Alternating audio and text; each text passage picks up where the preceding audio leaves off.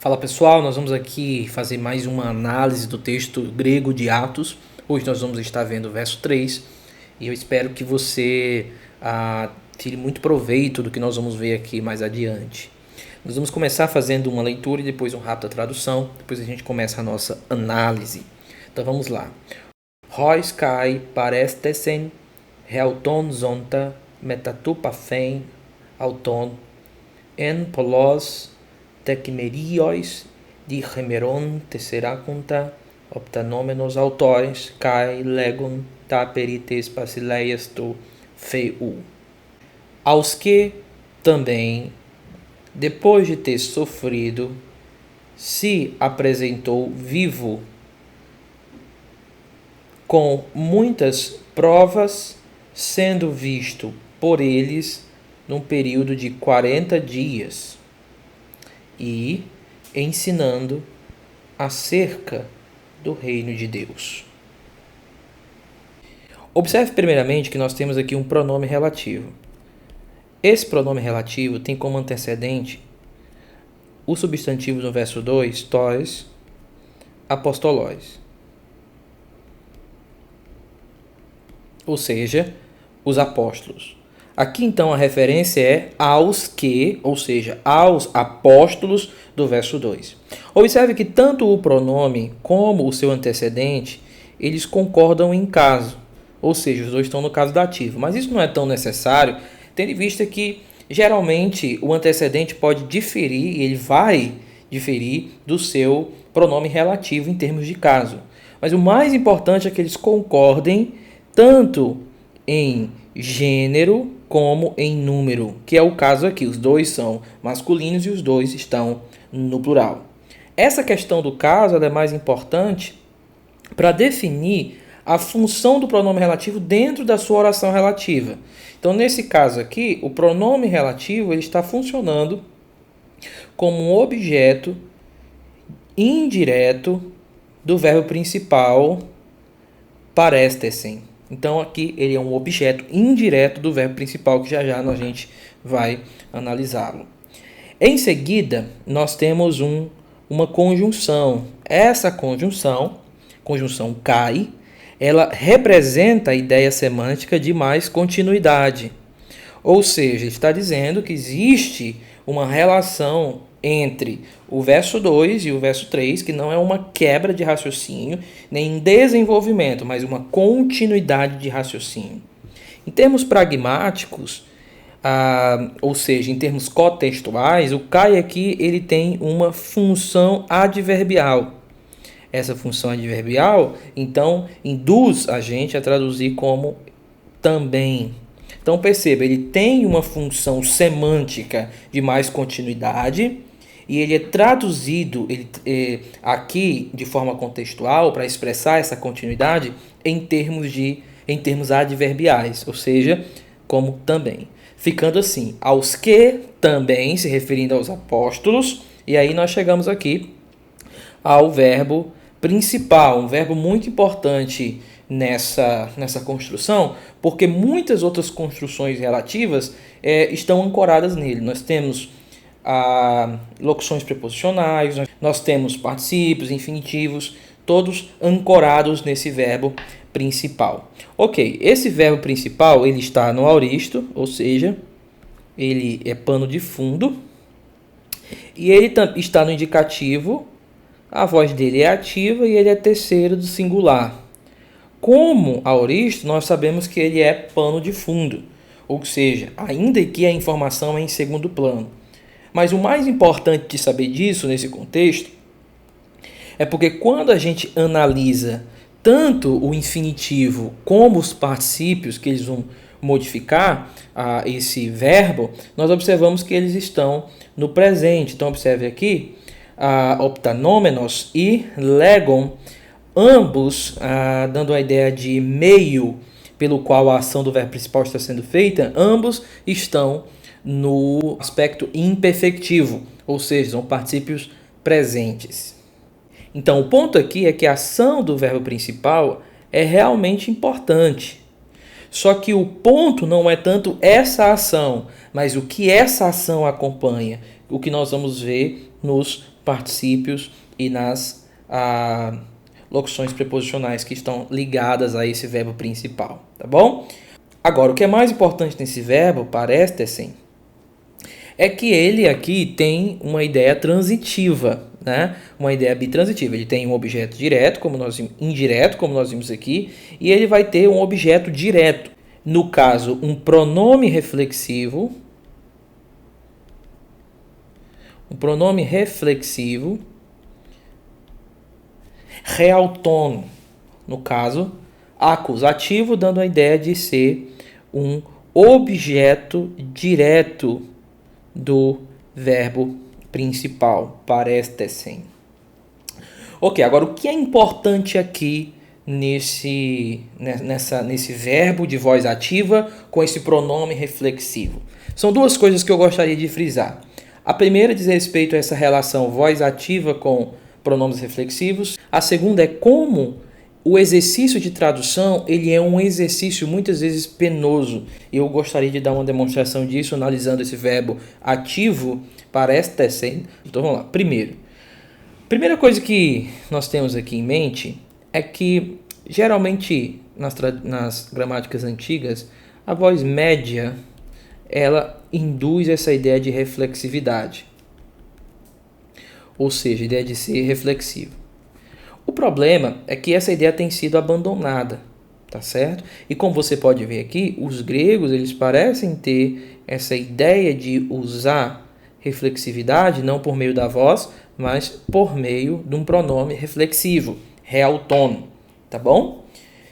Minha dica para você agora, se você não lembra o que é essa ideia de reflexividade, dê uma pausa e dê um estudo aí sobre isso, faça um estudo sobre isso, mas a ideia é de que a ação do sujeito recai sobre ele mesmo, mas aqui você pode observar que eu tenho um verbo ativo praticando a ação e em seguida um pronome reflexivo referente ao próprio sujeito, dizendo que essa ação que ele está praticando está recaindo sobre ele mesmo, mas observe que ele não usa a voz média para isso, ele usa um pronome reflexivo.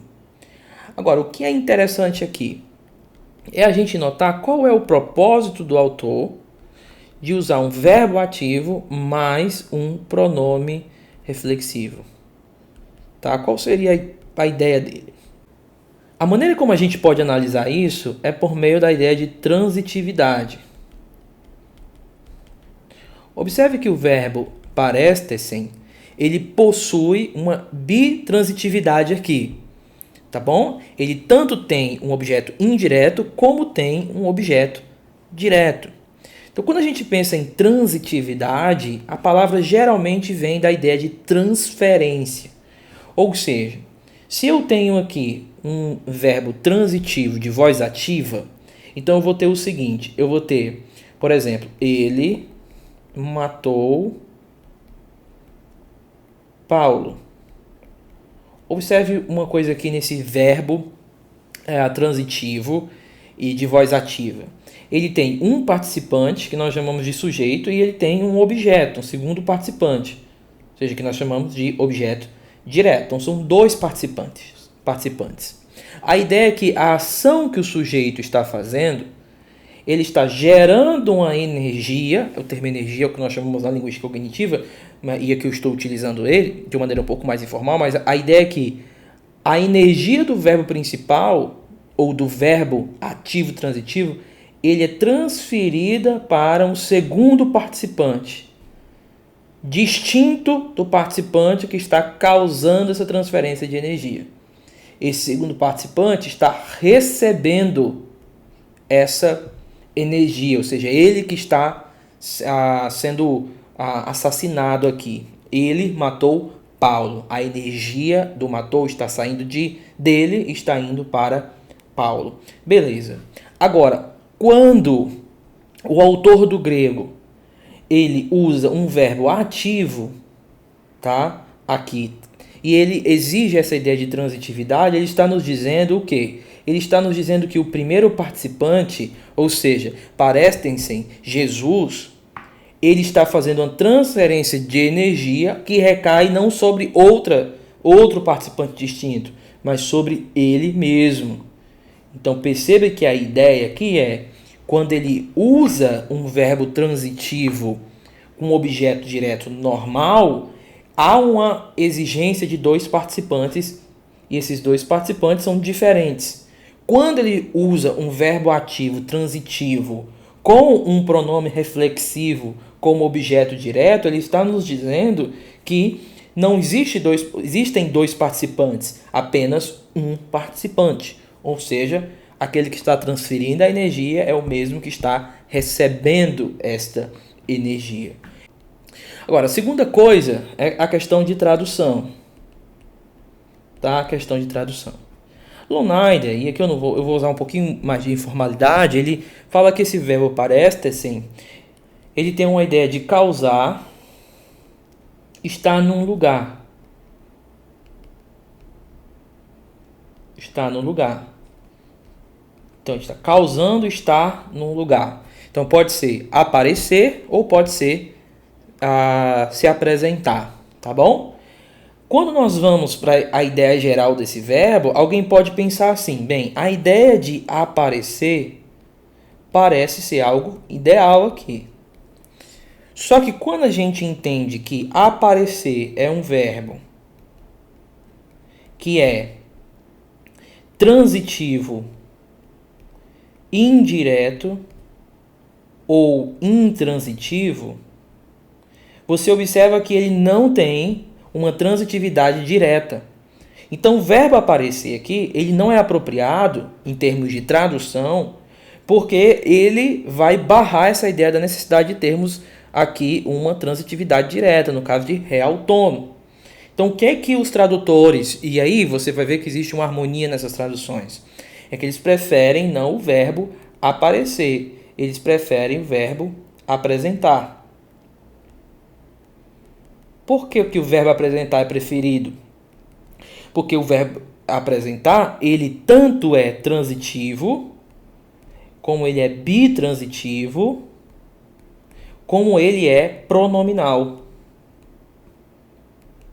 Ou seja, a ideia de pronominal vai ajudar, porque o pronominal, ele, com esse recurso de ter um pronome oblíquo, ele pode trazer uma ideia de reflexividade. Então, o se no apresentar, se apresentar, vai nos fornecer a ideia de transitividade direta em termos de reflexividade que nós precisamos aqui. Então, aparecer, por mais que seja um verbo apropriado aqui, em termos de tradução, ele trava a ideia de necessitarmos de uma transitividade direta, já que ele ou é indireta ou não tem transitividade nenhuma. Já o verbo apresentar, ele nos dá a ideia de bitransitividade, ou seja, ele nos fornece essa ideia de poder ter tanto um objeto direto como indireto, como ele também nos fornece essa ideia de reflexividade por meio dessa ideia de ser também um verbo pronominal, tá bom? Agora, quando nós passamos à frente, nós vemos aqui que tem um particípio. Esse particípio aqui, ele é acusativo. E aqui nós temos o que nós chamamos de acusativo duplo. Por que acusativo duplo? Eu tenho dois acusativos e o segundo acusativo ele fala algo sobre o primeiro. Então é quando eu tenho um objeto, complemento. Eu sei que o Daniel Wallace ele coloca também não só objeto, complemento, como pessoa, coisa. Aqui se encaixaria essas diferenças que ele faz. Mas eu não utilizo essa diferença porque ela muitas vezes não se encaixa. Muitas vezes nós vamos ter tanto objeto complemento como pessoa e coisa juntos. E fica difícil diferenciar o que é um e o que é outro. Então eu vou usar somente aqui objeto e complemento. E o particípio está falando algo, complementando a ideia do pronome reflexivo aqui como objeto direto. Ele se apresentou vivo. Então essa ideia é mostrar que essa apresentação de si foi vivo, tá bom? Quando a gente passa para frente, vamos para frente, nós temos aqui uma construção infinitiva. E aqui essa construção infinitiva, ela é muito importante porque ela vai servir como um deixis temporal. Por quê? Porque quando você tem aqui uma preposição, no caso, metá, mais um artigo e aqui mais o infinitivo, então você vai ter um indexo temporal de como essa estrutura vai te indicar tempo antecedente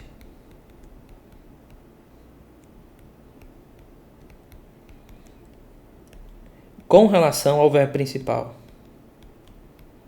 E olha que importante aqui. Ou seja, ele está me dizendo que essa ação aqui acontece antes do verbo principal. É por isso que eu tenho aos que também, depois de ter sofrido, apareceu, ou se apresentou, depois de ter sofrido. Então, ele sofreu e depois aqui ele se apresenta. Então, depois de ter sofrido, há essa apresentação, porque aqui é uma estrutura que demonstra tempo antecedente. Seguindo, nós temos um pronome, e aqui no acusativo, ele está servindo como sujeito do infinitivo. Aí você pergunta, como pode um acusativo ser o sujeito de algum elemento gramatical? No caso do infinitivo, muitas vezes ele vai aceitar que um acusativo vai ser o sujeito dele, do infinitivo. Agora, existem muitas disputas sobre isso. Uns usam a ideia de acusativo de referência, como o Robertson, ou outras ideias, tá bom? Mas aqui nós vamos aceitar, já que existe uma complexidade aqui que não dê tempo, que esse pronome no acusativo ele está servindo como um sujeito, então, do infinitivo. Ele, Jesus, depois de ter sofrido, apresentou ou se apresentou vivo. Depois nós temos algumas locuções preposicionais aqui, en polos tecmerios, e você tem de hemeron tesseraconta aqui. Essa primeira tem algo curioso nela, ela é a ideia de instrumental ou meio, ele se apresentou como? Com muitas provas irrefutáveis. Essa é a palavra aqui, na retórica grega, seria essa ideia de provas irrefutáveis. Tá? Provas irrefutáveis. Essa segunda locução preposicional aqui, ou prepositiva, ela pode estar ligada a esse particípio, como a ideia de meio, ou também ao verbo principal, tá bom? E a ideia é que ele apareceu num período de 40 dias. Isso aqui é uma expressão idiomática, tá bom? Não significa que ele apareceu todo dia, mas que nesse grande período ele fez aparições, num período grande de 40 dias. Em seguida, nós temos aqui dois verbos, dois particípios, aliás, de meio, ou dois particípios instrumentais. A ideia é que ele se apresentou como sendo visto por eles e ensinando, dois particípios presentes ligados a um verbo no auristo, nos indicando que a ação verbal principal, ela não é tão importante, ela é plano de fundo. Mas como ela acontece, é mais importante, porque os particípios estão em primeiro plano, tá bom? Seguindo então legon, nós temos aqui um artigo. Esse artigo ele é importante porque ele é um nominalizador. A ideia de ser um nominalizador aqui, esse artigo neutro no acusativo, é que ele vai pegar frases, ele vai pegar particípios, orações em gerais. O que ele vai fazer? Ele vai pegar essa oração ou essa locução e vai gerar nelas uma ideia substantiva. Elas vão virar um substantivo. E o que é que acontece aqui? Observe. Esse artigo ele está fazendo com que essa locução vire um substantivo, um único substantivo. Ele faz isso por quê? Porque ele vai fazer uma relação com o particípio aqui. Que relação é essa? O caso desse substantivo ligado ao artigo vai ser a função dele dentro da oração. Aqui eu tenho um acusativo, então ele vai ser objeto direto. E esse substantivo aqui, dessa construção, que vira um substantivo, também vai ser um objeto direto. Ou seja, um acusativo. De quem? Do particípio presente lego. Então a ideia é que ele ensinando ou falando acerca do que? Do reino de Deus. Tá bom? Então essa é a ideia de nominalizador. Ele vai pegar toda uma estrutura, gerar um substantivo, para que a gente possa colocar um caso apenas e entenda a relação desse grupo de palavras agora como substantivo em relação à ação participial ou à ação verbal. Tá bom? O que é importante é que o reino de Deus também está lá no final de Atos. Se você for para o fim de Atos, você vai ver que Paulo, mesmo preso, ele fala acerca do reino de Deus. Então, o que acontece? Atos tanto abre falando que Jesus ensinou acerca do reino de Deus, como termina falando que Paulo estava ali também ensinando acerca do reino de Deus. Tá bom? Então, essa é a nossa análise do verso 3 de Atos. Pode ter embolado um pouquinho aí em algumas partes, mas eu espero que tenha sido de muito proveito para você. Até a próxima.